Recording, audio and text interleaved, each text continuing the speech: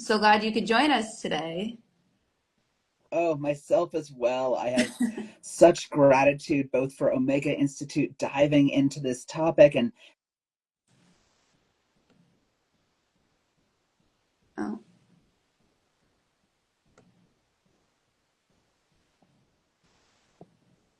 I can't hear you. I don't know if that's just on my end or.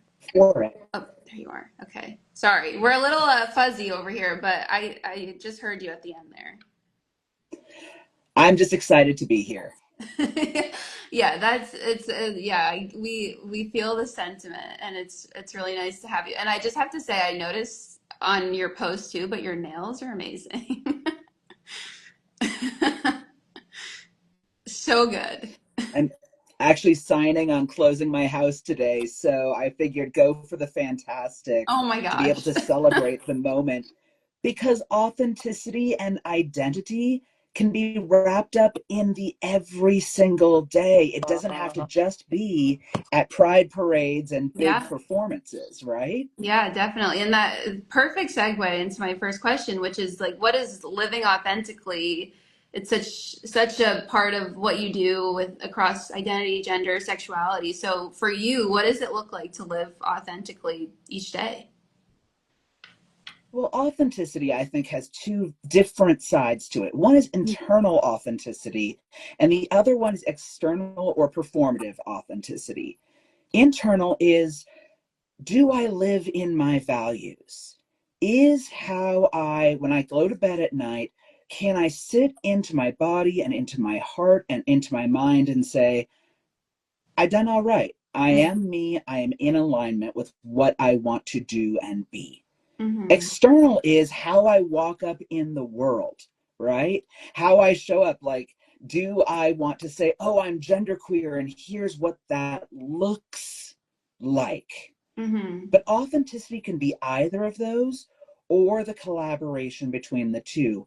And it's perfectly welcome to be genderqueer, as an example, and have Mm-hmm. no performative element to it, but still be deeply authentic. Yeah, I love that. And I think one topic that is so talked about is just like labels in general and how some people might feel the pressure to label themselves. And then maybe they're like, well, I don't really feel 100% like that, but the outside world is telling me I feel like that. So, how do you help people express who they are with openness and not feel confined to those specific labels we have, which are great to have, and some people like love having it and expressing themselves that way, but for others it can feel like they're put kind of in a box. So, Well, one of the concepts I love is from uh, uh, Dominic Davies and Dr. Meg John Barker, which is gender, sexuality, and relationship diversity. So mm-hmm, instead of saying LGBTQ plus mm-hmm, and having these labels that people may or may not be called to, simply saying that the world has diversity in it, mm-hmm, right? Which is part of what Jonathan was talking about before, the idea that our diversities make the world a stronger place. mm-hmm. Labels give us the power to have nuanced discussions with ourselves and with others, right? Yeah. But labels can also be challenging if they are boxes we don't fit into, which is what you were alluding to. And so for me, having the conversation based on the notion that we are amazing and diverse beings, and that finding that space where we can fall in love with ourselves, where we can find joy together, where we can find joy inside, to me, that's about how we explore that thing beyond the words and labels. But as you Mm-hmm. have said, the words and labels can be useful if you've never heard them before or if there's something you raise up. Yeah, definitely. And is if you're comfortable sharing, I'd love to hear about a time in your own life, like when you truly embraced your authentic self and how that changed for you and like moving forward. Well, you brought up my nails. When I decided to go on a medical transition 17 years ago, which Hmm. means that I made a choice to change my body with hormones as well as other the medical system. And I made a decision. And a year later, I was like, you know what? I love playing with gender, that it's about play and joy. So I shot an event with a spandex catsuit and high heels. Everyone referred to me by the wrong name and the wrong pronoun, right? I Mm-hmm. went back into the space of like, well, I wanted to be in joy, but I went back into my little turtle shell. Mm-hmm. Fast forward to 2.5 years ago, right? So we're fast forwarding now 13 years from the first story. Mm-hmm. And I looked at a friend of mine and said, you know what?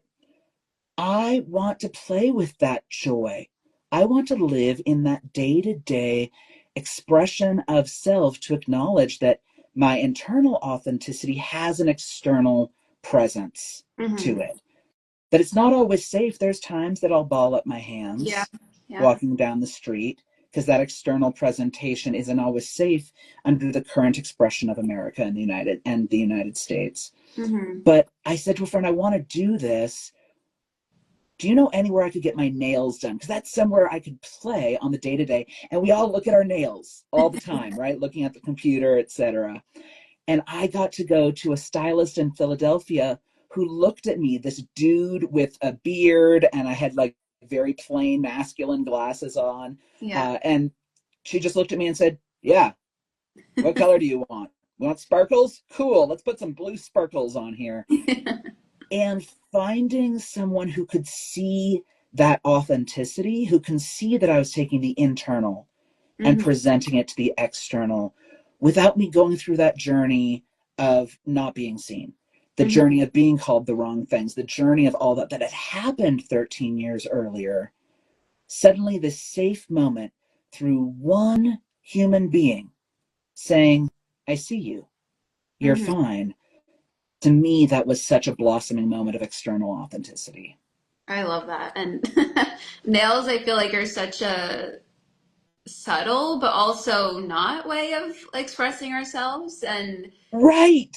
yeah, Exactly. Exactly. Especially for folks who have walked as femme in the yeah. world in some way, shape, or form, whatever their gender, right? So there's femme men, femme women, femme people. And we're going to Mm-hmm. explore femme and butch or feminine, masculine, male, female, all of these binaries that are also false, right? Little sneak peek ahead of time. The Yeah, binaries are a great place to start a conversation, but not a place to stop them yeah. in any way in our life. Yeah, definitely. And I'd love for you now, that's I feel like a good point to talk about your workshop this summer, authenticity and identity, gender and sexuality. So maybe a sneak peek at what your workshop will look like, what you hope for the participants joining, and just kind of yeah, like what it's all about and what you're looking forward to maybe and how you're going to help your participants kind of have maybe like a conversation to an aha moment, like anything like that. So I'd love to hear about it. Absolutely. I've found that in the current conversations around sexuality, gender, and identity, you're supposed to have figured it all out for yourself and Mm-hmm. come out completely baked out of the oven, as it were, right? You're supposed to have all of the answers from the start, but then explore, Mm-hmm. right? In our teen years, we try on lots of different hats, but suddenly, as an adult, we're not supposed to. We're supposed to have had it all figured out.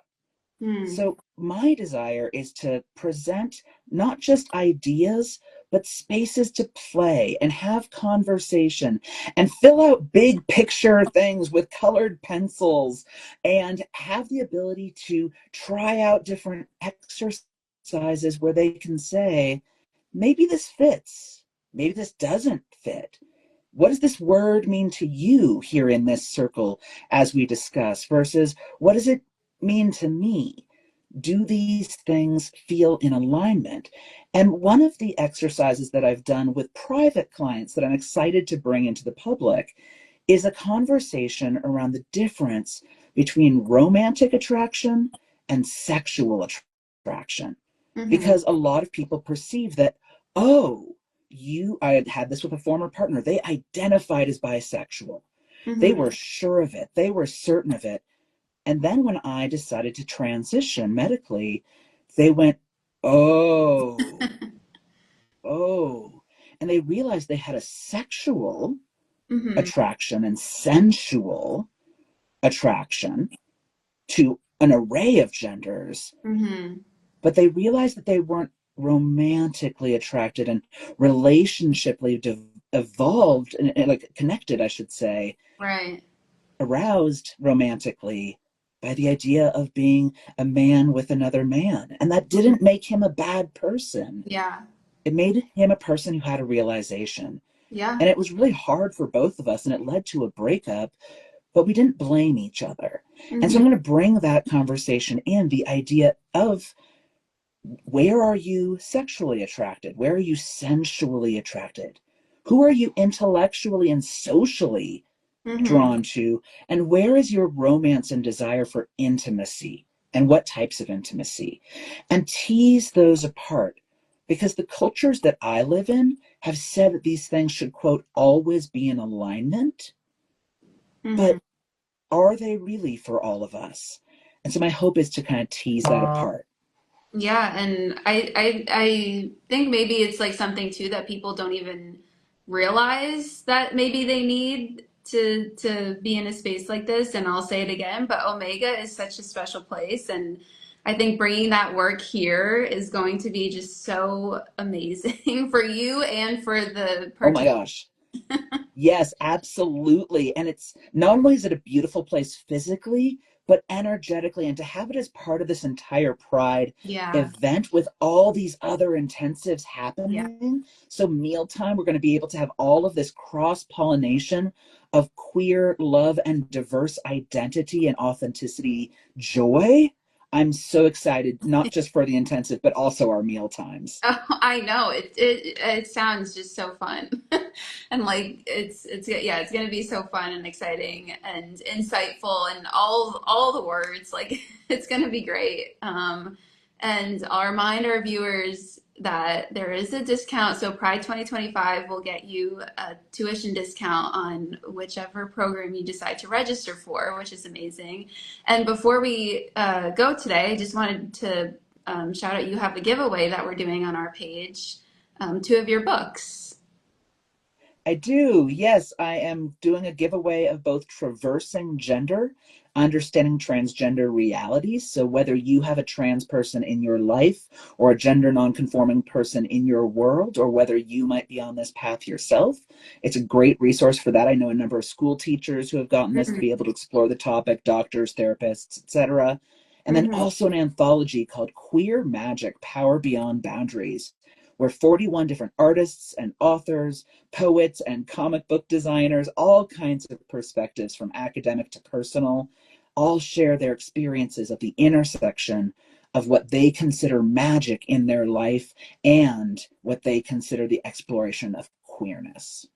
Amazing. So, yeah, if you're interested, if you go to our profile, we have a post up and you can just comment, be following Omega, and we'll choose. Oh, perfect.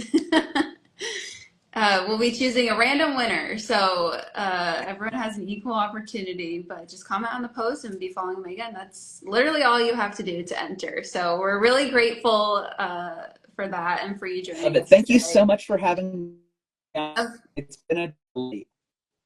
Of course, we're so looking forward to the weekend in June, Pride weekends, and I thank you for joining us.